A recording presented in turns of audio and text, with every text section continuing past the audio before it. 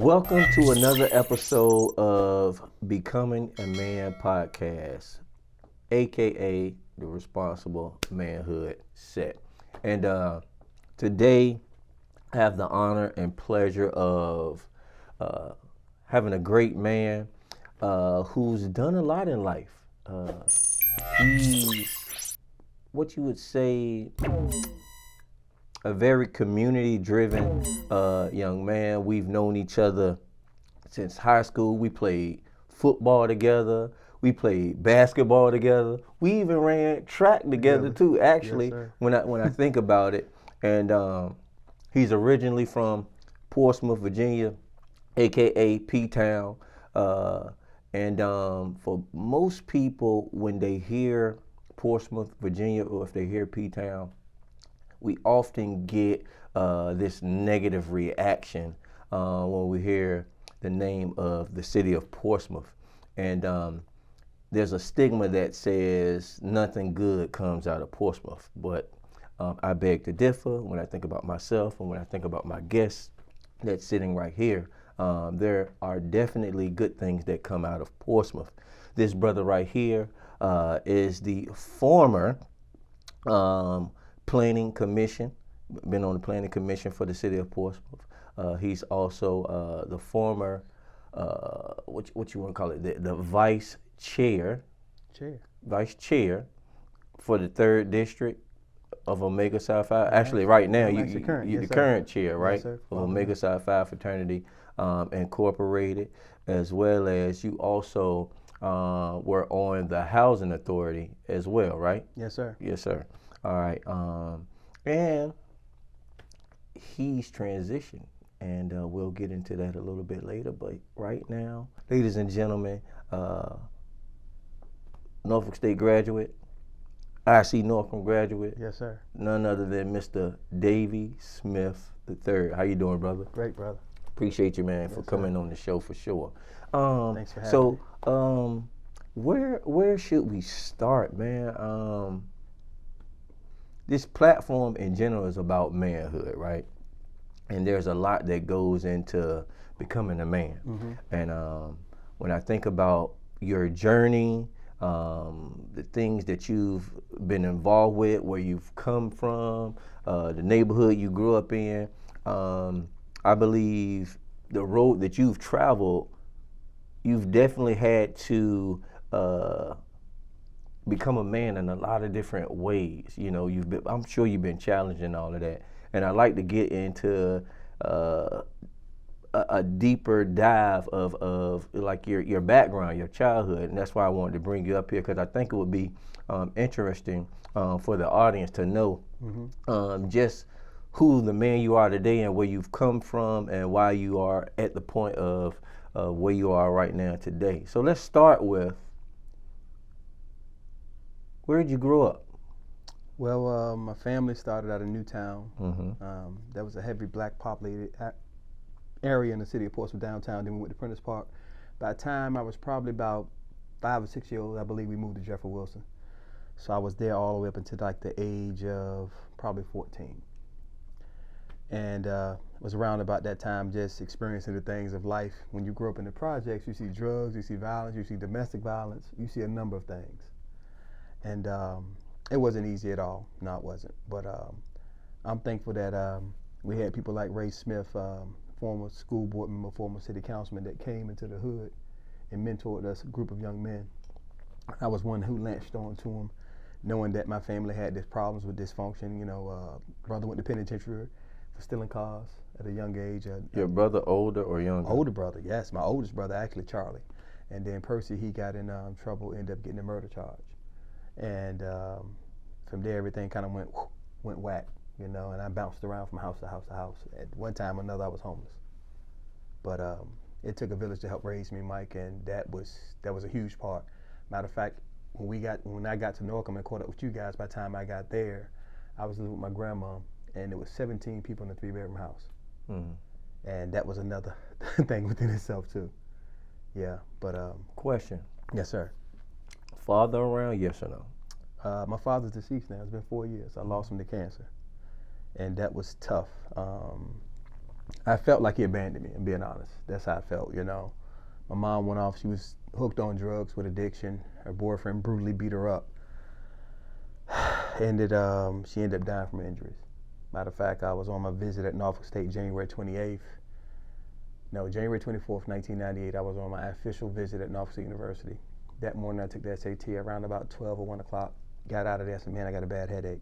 That night I was at the game, the last time Norfolk State played Virginia Union, on my visit, and my cousin told me my mom died. So I put the headache together with the connection and separation from my mom. Spiritually, I felt like why I felt, you know, the disconnect. Mm-hmm. And and ever since then, I've been a proponent against domestic violence. And we just had a forum, by the way, too, Mike, with Father of the Mentoring. Mm-hmm. We did a three-city tour where we did Virginia State on last Tuesday. Then we went to VCU on Wednesday, and then we ended ODU on Thursday. So we did like a 3-day tour with this program we got called Truth and Trauma, mm-hmm. touching on domestic violence, but also intimate partner violence. You know, that's more the young people, ages 16 to 24. Mm-hmm. And it really picks up when you get in college. Right. The stuff they really don't talk about. Yes, sir. Abandon. About that, your biological father, yeah. Mm-hmm. you mentioned that you felt abandoned. I did. So he wasn't around in your childhood at all? It was a hit and miss. Sometimes it pop up, sometimes it wouldn't. You know, a lot of broken promises. You know, God rest his soul. Still love him. You know, we wrapped it up in the end. Like in the last 4 to 5 years, we got better. You know, me as an adult, and I expressed to him how I felt. But I'm just thankful to God for people like PJ Honore, Jerome Johnson, God rest his soul, Ray Smith. You know, and it's several other men that came in my life that I ain't gonna say filled the void, but they just stepped up when they didn't have to. Mm-hmm. And now I'm paying it forward with my 2 godsons, Zion and Pharaoh. And you're the vice chair. Yes, sir. The father of the mentoring. You know, do you believe between your relationship that you didn't have with your father, the domestic violence piece that your mom had to experience, has a lot to do with why you find yourself as the vice chair of the fatherhood program with your fraternity? Yes, and just the service. You know, I got a background in social work, so that thing right there, working with young people, being a former school teacher, you know, it's kind of at heart. I worked in Parks and Recs for years, and Mike, it's amazing that you said when we talk about domestic violence, just to share this, just to be transparent. My sophomore, I think my freshman year, came home as a permanent part-time worker for Parks and Rec, and I saw the guy Robert who did that to my mom, and I knew it was him, so I kind of like ran over there. And how old were you?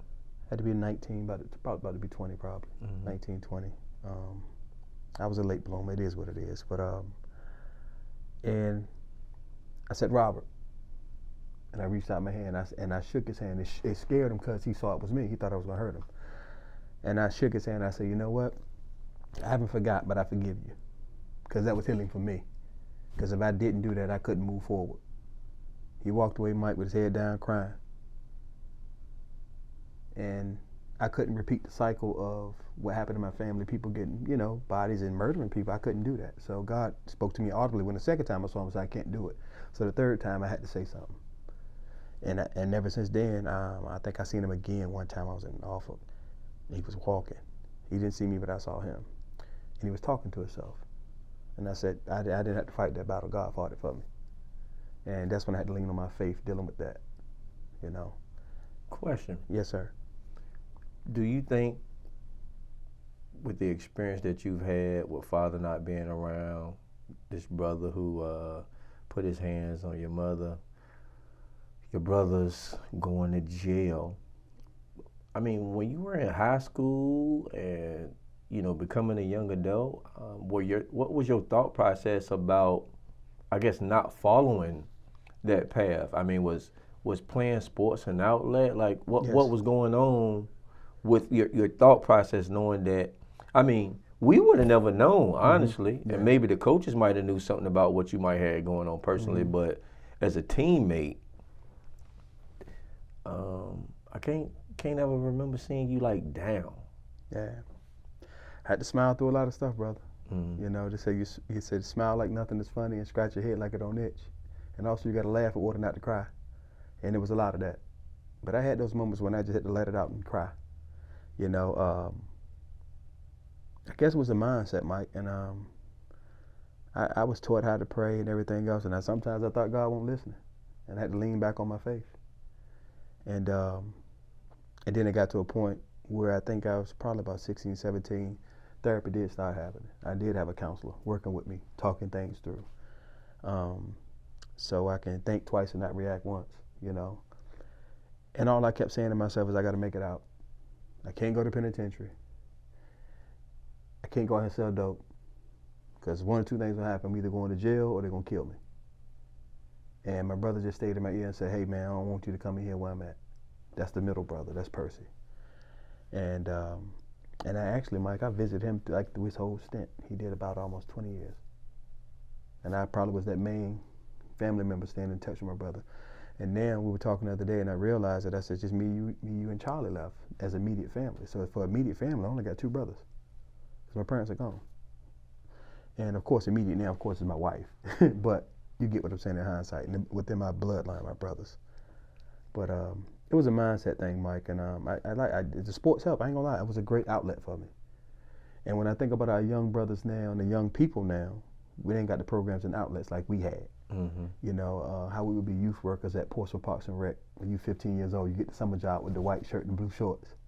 And then if you move up, you get the yellow shirt and you work with Parks and Rec, and you get paid a little more. Mm-hmm. Got to get back to that, man. And exposure is everything, you know. Why do you think you begin to, I guess, like look at, I guess, getting involved in the community, and what do you think that comes from? Well, it comes from the things that Ray exposed us to. He exposed us to churches and community in action in Portsmouth, NAACP. We got exposed to that. Taking us to different cities. Like the first time I ever went to Virginia Beach was with Ray Smith. I remember going to Buck Road with my dad when I was younger. I remember that. But the first time I actually went to the beach was with him. He took a group of us from Jefferson Wilson. They took us all down there. Because I believe Mr. James Overton was working with the young guys in Lincoln Park, because he was right there in Truxton. And Ray was coming from Capitol Manor to work with us in Jefferson Wilson. And that's just kind of how all that spent about. And now, just once you get exposed, exposure is everything. Me and you both know that. Just like when we got exposed to college. It's like, man, I can do this. I can really see myself playing college football. I can really see myself going here doing that. And we got to get back to that. We got to get back to exposing our young people to the good stuff. They see the bad stuff on TV, and they know it's real. What do you think is the hardest thing you ever had to, like, deal with growing up? Because, I mean, it's a lot. Oh, man, I was bullied, bro. As they say, I got a big head. I remember he used to call me big head and ugly, man. I got to know him. I became handsome and tall. It is what it is as you got older. Okay. I remember getting bullied.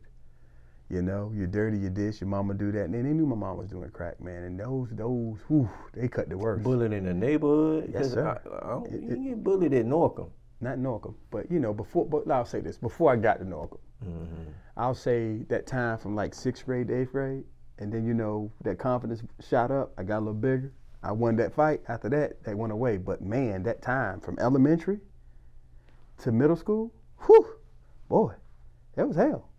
So, bullying was tougher than your mom and how she passed away. No, the toughest thing was this, Mike, not killing that man. That was the toughest thing. But if people knew my story and knew the background of my family is, my grandmother, it is what it is, self-defense, she murdered 3 men. Yeah, uncles, they did what they did in their time. My mom, I heard she cut somebody from here to here. My dad had to give her property or something to keep out of jail, something like that. So, being that my bloodline is Nigerian, is Yoruba, I said, okay, we got some warriors in our family, some stuff I got to stay away from. And my uncle said this to me. He was at my wedding. Actually, he was in my house. And he said this to me, my Uncle Junior. I'm named after him and my grandfather. He was Dave Smith Jr., my grandfather, Dave Smith Sr. And I don't know, for all whatever reason, my mom named me after her dad and her brother. So that's how I got Davy Smith III. And Yeah, man, that's what I wanted to do, but I knew I had to break the curse, and that was the thing right there. I had to be the one to set the bar to make this thing go to another level. So whoever's coming behind me, or whatever kids I may have, boom, we can keep this thing going, and then for them to set it higher. I always heard a man say, "Nah, be better than me." So that's the point. I'm supposed to be better. Whoever came before me, I'm supposed to. Me and you both supposed to do that. What were some things that your mom got to see you accomplish before she passed away? Well, she knew I played football. She got to see me. She knew I was going to college to play ball. She knew that was going to happen. And here's a beautiful thing, man. This even when you graduated, and I think you would still come back to train, right? Am I right? After you graduated, you came back to still work out? A little bit. She called Coach office to talk to me. She called me that Thursday, Mike. And I always tell my mom, don't say goodbye, say see you later. But this time my mama said goodbye. That was on a Thursday. My mom died on a Saturday. My mom knew she was about to go. She called me, Mike. She called me on a Thursday. And she was gone Saturday. And say people know. And she'd been fighting for so long, and at that point, I guess her body just gave up and said, I gotta go. She was 43 years old. And for me to make it to 45, and God willing, make it to 102, you know. That's your goal, 102. 102, bro. Shucks. If I get 109, I'm good. But hey, man. That's funny. I told my wife, I said, I'm just trying to live to be 110, and you know, I'm good after that. I like that. Yeah, I like that number, Mike. 110. I'm gonna go with that. 110. But yeah, man. And I know they smiling down, man. They're ancestors now, but I really believe with all of me, I'm serving in my purpose, and that was part of my purpose. And I can't even really blame my mom and dad for what they did. I was mad. I was a kid, but like you said, I'm a kid. I didn't ask for this. Y'all my parents. I didn't ask for this. Mm-hmm. But at the same time, God shows you, gotta let you go through some stuff. I'll say that. It's like Job. What do you think about that, though? You say you had a mother who, I guess, substance abuse. Yes, addiction. Mm-hmm. And then it rocked my whole family. Your father, I guess you didn't necessarily give too much detail about, I guess, his lifestyle. Mm-hmm. But, you know, you would think, what would these two type of people produce based on their own lifestyle and their background? And then look at you. Like, if them two could sit beside each other and say, the way we live, we produce this. What do you think about that? How people could view it, like his mother, you know, God rest her soul, you know, had her challenges. Yeah. Your father had his challenges. That's right. And statistics say growing up in an environment like that, you're not supposed to be right here. At all. Right? At all. Right? Like, Mike, you said something earlier. I'm from Jeffrey Wilson Homes. How is it not an anomaly? You gotta call it J-Dub for the people that know, it's called J-Dub, okay? But it's the real name is Jeffrey Wilson Homes. Was a famous African-American in Portsmouth that did a lot of great stuff. But growing up in J-Dub and then being the chairman of the Planning Commission first to say tear down Jeffrey Wilson to build something new, Seaport Square, and then came off that board and then to become the chairman of the actual housing authority that I grew up in, that's an anomaly. That really doesn't happen. I said, there ain't nobody but God, and that's my belief. You know, part of my, as you say, you know, everything is in the script. That's part of my script. That's part of my story. So, and that was a challenge itself, man. They were in the red. In business, y'all, when you're in the red, it's not good, but when you're in the black, that's great. So when they were in the red. By the time I left, it was in the black. So I did what I was supposed to do. So I was being effective to make change. You know, and that was exciting. It's very exciting. That's crazy, man. When you really think about it, man.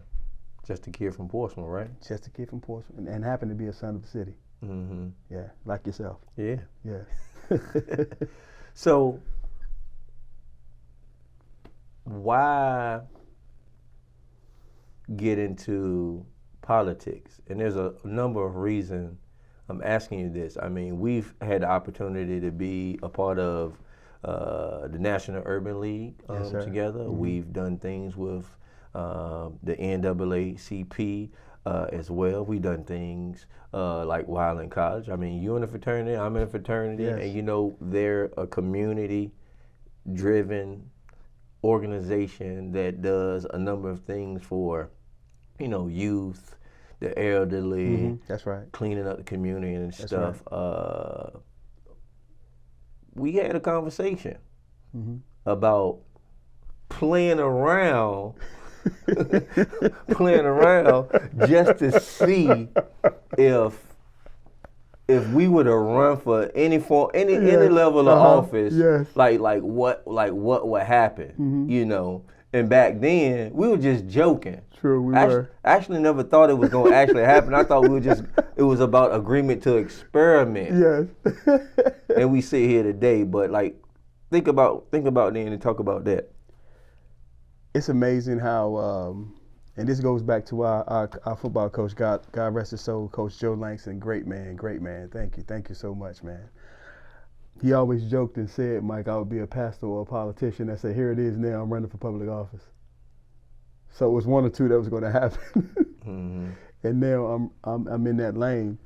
And like you said, with your organization, Alpha Phi Alpha Fraternity Incorporated and Omega Psi Phi Fraternity Incorporated, we are a service organization. And you think about the way we came up and the way we was raised, that volunteering, that's that service component. So it was already in us. And it just kind of came to fruition. So now I'm walking in my purpose. And now I'm seeing it for what it is. And change needs to happen in our hometown, in the city of Portsmouth. And the timing was right. I prayed about it. Like you said, we talked about it. It's like 16 years really in the making. It's really more than that, folks, but 16 years in the making. It's been since we stepped down from working with the NAACP.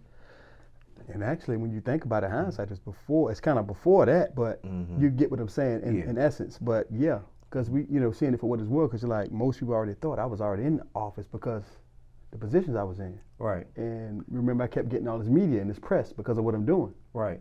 I thought you would have done it way before now, which is why we was playing around with it. And it was just a timing thing. And they active. It's not just about the president. It's not just about the senator. It's just not about Congress. It's about your local offices too. You got to get it. It's federal, state, local. Local affects you right away. All politics are local. The down ballot matters. Don't never forget that, because that affects you right away. Question. Yes, sir. Has it ever been in your mindset, as far as like your image and the person who you are in the city that you come from, to be an example for other young people that are growing up in the city of Portsmouth? Because when you think about it, I've always kind of thought like that to a certain degree. That, again, I want to be seen as something that was good that came from the city of Portsmouth. Yes, what sir. about you? Yes, sir. I want the young people to see my story is your story in essence, because you can identify with me. Just like it goes back to the exposure. And it's just for kids in general, but black young males need to see me in you. I'm more than an athlete, You're more than an athlete. Look, you're more than an alpha, I'm more than an omega. It's more to that, So I'm a man, and I'm proud of it, And I'm a responsible man. I'll say that, I'm a responsible man. Ain't nobody gonna come out here and say no, he not. I pray to God they don't, but I don't think that's gonna happen, man. But that's good. Yeah, man. It's just it's past possible, man. That's what I want young people to know.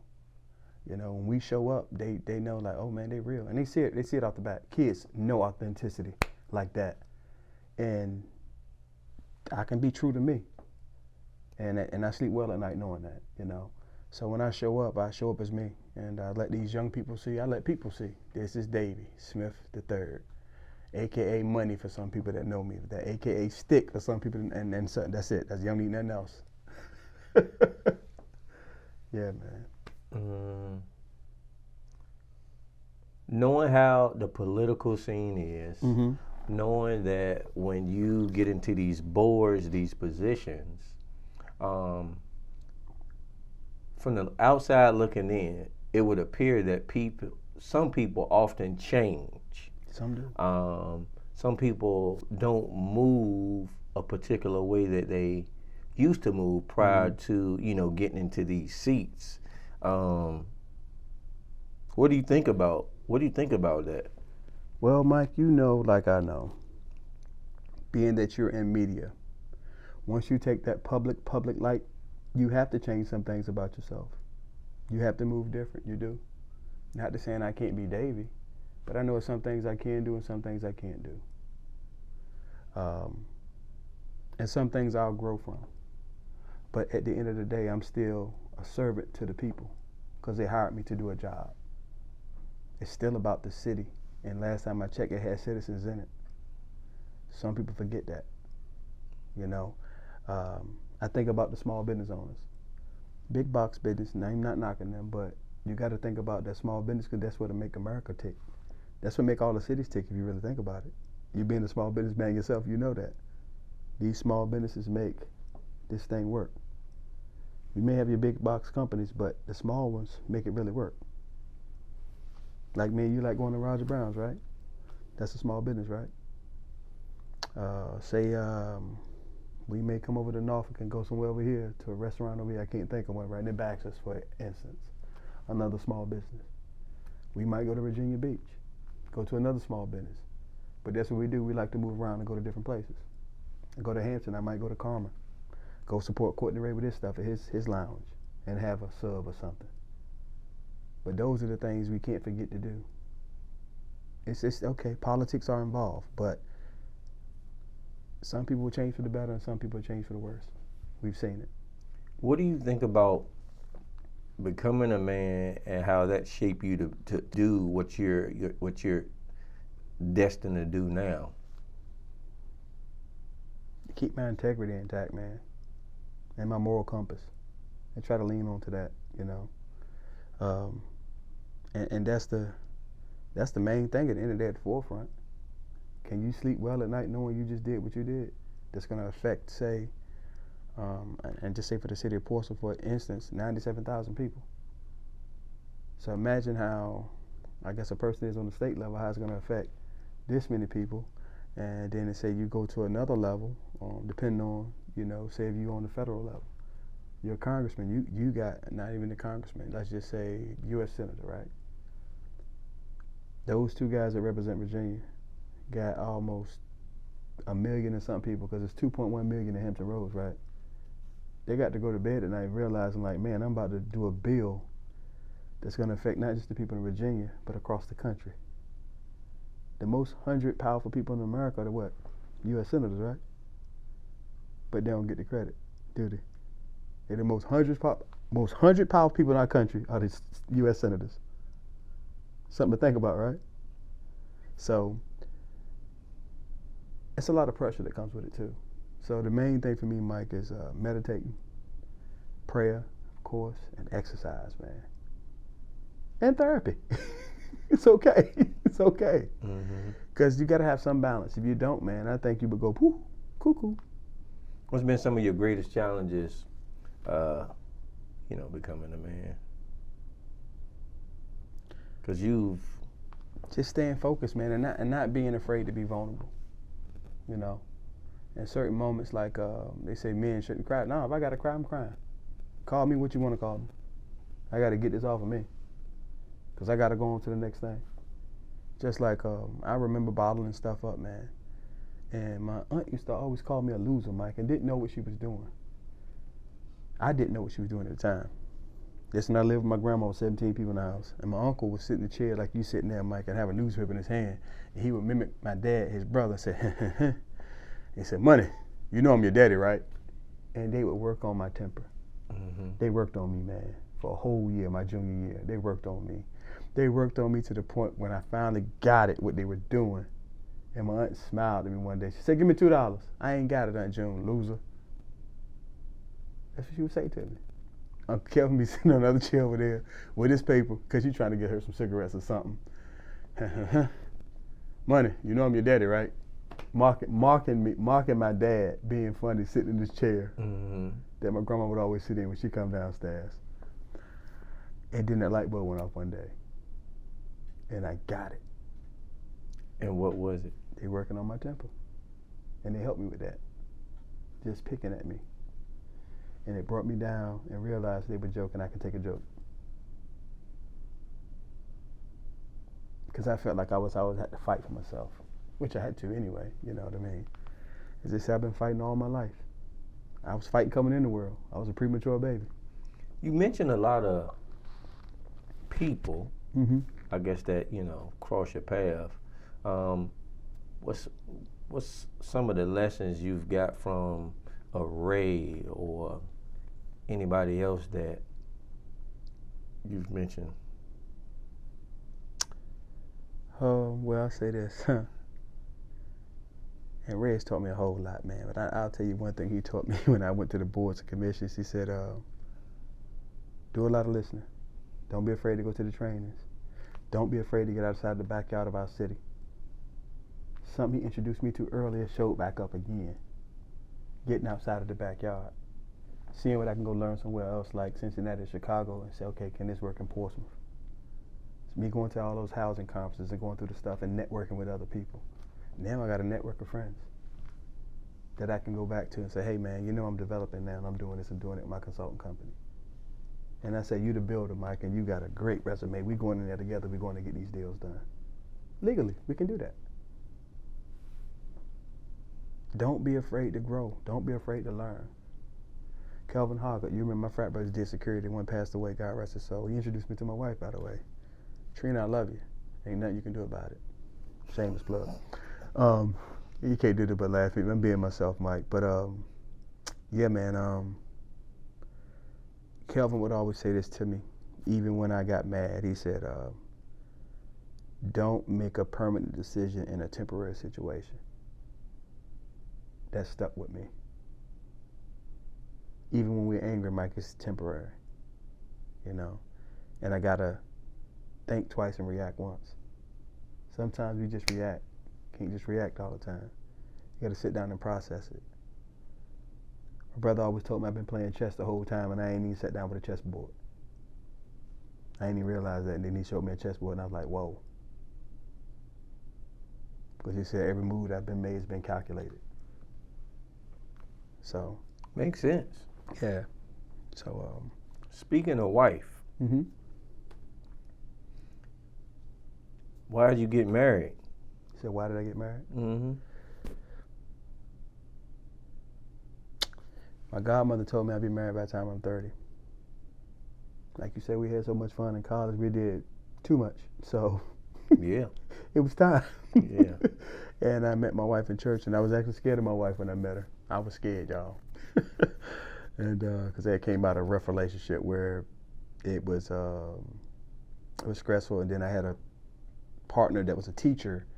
That was really like working together, and that was controlling. And I had atrial fibrillation. I ain't gonna lie, Mike. I got so stressed. I was sitting still. I think my blood pressure was like 145 over something. I'm sitting still. That's not normal. Rushed me to Chesapeake General. And matter of fact, it was around the time that, if I'm not mistaken, I think it was the vote or die. Mm-hmm. Thing. Vote or die? The vote or die. Diddy days? Yeah, no Diddy, but Diddy days. Mm-hmm. But I remember holding that poster with Neil and them in D.C. at Howard's homecoming. Mm-hmm. And the not even a few days later, my butt was in the hospital. Stress about to take me out of here. And then from that point on, I learned to shift and how to start dealing with stress differently. With the meditation, with the prayer, with the exercise, the therapy. It shifted then. Teaching myself how to not, how some people can get addicted to porn, food, drugs, anything. It's the addiction. It's not the thing itself, but addiction affects all our families in different ways. And when I started recognizing that, I said, all right, Davy, cut this off. And that particular relationship created that. Mm-hmm. But in the midst of that, wife come along. Yep, it brought me to my wife. She became my friend, befriended me. And that's kind of really how it happened. So you met her at church? Yep, I did. And she ran audio visual. She ran audio. Mm-hmm. Well, she ran the video Mm-hmm. ministry. And I learned audio in the church. So I learned the sound. So I know what city? We were in Chesapeake at Cornerstone at the time. Okay. And that's when I met her there. And the amazing thing is, Mike, I learned sound. I learned how, okay, you're in the wrong key. I knew when to turn somebody's microphone down. Mm-hmm. You know you're in the wrong key, turn it down. Mm-hmm. The levels and everything else, and learn the board, man. And that was exciting. Yeah, man, learning that stuff in ministry. How many was years good. you been married? 16, right? 16 years. 16 How years. old when you got married? Actually, when I got married, I think I was 30, and I'm 45, and I'll be 46 in November next month. It's like right on time. Mm-hmm. Yeah. Your wife from Louisiana. Louisiana? Fidelia, yes, sir. Right there in the middle of the boot. Mm-hmm. She lives across the river from Natchez, Mississippi. Mm-hmm. What's some lessons you can give a freshly newlywed husband like myself? Communicate, communicate, communicate. And I know you probably was told this by your pastor. It's you, God, and your wife in that bond. And keep them in it. Don't let your ego get the best of you. Don't edge God out. It's happened to me. And I had to humble myself. And again, that communication is key. Y'all ever had any situations, or have you ever had a situation where you felt like, I don't know? Yeah. Mm-hmm. It's happened. It's come up. Yeah. It's come up. You'll ask yourself, man, what have I got in there? You in something. Yeah. And you learn to work it out. You learn to deal with stuff. But that thing I gave you though, communicate, communicate, communicate. And I can't leave out prayer, prayer, prayer. Just saying. That's it, man. But that's gonna be it. And some conversations are gonna be hard, man. And I'm making sure I do more of this now. Is check in. Cause we all running. Gotta stop and check in. How you doing? Just put everything to the side for a minute. Let me check in. Let me pay attention. Let me tune in. Cause I know we all, man. We can be like this real quick. That can happen. That can happen to anybody. They got this program now. Them phones are something else. So that's what I can give you with that, man. There's a book I read by Dr. Miles Monroe, Love and Marriage. I think that's the right title. I recommend you get that book if you haven't got it yet, by Dr. Miles Monroe, Love and Marriage. Both y'all, and they got a what's called a book. Matter of fact, don't you get it? I'll get it for you. That's my gift to you. I got you. That's what I'm supposed to do. That's what you're supposed to do? That's what I'm supposed to do, yeah. Okay. You my brother, you my friend. I got sometimes, like you said, you know this, Mike, having a library, being how heavy I was in ministry, I got a big library. Everybody thought I was gonna be a preacher because I was the alma mater to a pastor. So I learned a lot real quick, just paying attention and learning how ministry works, how stuff, protocol, everything. And it's amazing. I can see that. What? You being a pastor. You got all these hand gestures, touching.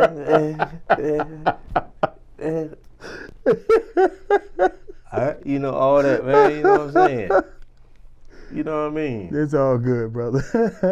Let me see. What you say? You 40? What now? 45. 45. Okay. Let me see. I'm gonna call it 55. 55, 56. You might be in that pulpit, man. You already got that. You got that. There's a change in the voice when people, get into ministering, pastoring. Mm-hmm. There's a shift where their voice changes, and you right. You're not there yet, but you know what I'm saying. You open up the good book. I could see that, man. But that's what's up, man. Last thing I really want to end with is, what do you think are some of the most responsible things you've had the opportunity to do as a man? To bring about change, Mike. To be a change agent. Elaborate on that, like how? To be present, man. To show these young men and just people how we should operate. Everybody got different stuff, man, but if you can do stuff, man, with true leadership, integrity, and service, I think you're going to be all right. you know? Just like I think about the word of God. You know the word responsible ain't there, right? But duty is. So it's my duty. It's not my responsibility, but it's my duty to make sure you're good. If something go wrong, let me cover you up. We're going to figure it out when we get there. Let me make sure you're straight and get you safe. Everything they say when you're willing to lay down your life for a friend, it's not about me personally just throwing my life out there. That means I put everything on hold to make sure Mike good. I put everything on hold to make sure Ricky good. That's what it means. And then you find my interpretation when you say you're willing to lay down a life for a friend. That's real. You think about David and Jonathan and how connected they were. David couldn't get to the table because he didn't have the proper clothing. Mike, you got me here preaching too, man. I ain't got you doing nothing. The people said it was your calling many moons ago. Yeah, they said that and a politician, they're gonna go do both, huh? Yeah. So, but yeah, man. But it's things like that, man. To just be a beacon of hope, a beacon of light, and to go out here and do the work. And my heart is really in it. This ain't about a sale. This ain't about this. It ain't about that. Okay, God has blessed me with charisma. Thank you. That's a gift too. You got it as well. Everybody ain't got it. Let your gift make room for you. So that's what I'm gonna do. Mistakes. What about them? What have you learned from some of your personal mistakes? You got any you want to share that you feel like you really came from? Yeah, I don't feel that my situation or what happened to me was a mistake. I think it was part of my lesson. What do you mean, what happened to you? Just in life, experiencing domestic violence, experiencing the bullying, experiencing shortcomings, experiencing the wins. It's all part of the process. You think about faith, we can't see it, but it's there, you know? And manifesting stuff. I said I would go to a Division I college. Guess what happened? Senior year, what an officer they do? Going to Division I the next year. Because at first I was getting recruited by Division II. So I can actually say I was the last of CIAA MEAC, Norfolk State. Because I got recruited by CIAA, but I moved up MEAC my freshman year. Mm-hmm. So I kind of got the best of both worlds. But just to see the experience. And like I said, I've made some mistakes along the way. I had to apologize to some people. And some people just said, thank you. You know what I mean? Just for me just being a man and stepping up and saying, hey, I messed up. And that's another thing too. Don't be afraid to admit you were wrong when you messed up. And that's part of growth. So just know you're going to make mistakes along the way. They're going to happen. But you cannot sit there and soak in it. You got to pick yourself up, wipe yourself off, figure some stuff out, and you got to move forward. You got to evolve. None of us supposed to stay stagnant. None of us. So that's my thing about that. Mistakes will happen. But, you know, once you learn from it, you grow from it. What's the most responsible thing you've done as a man?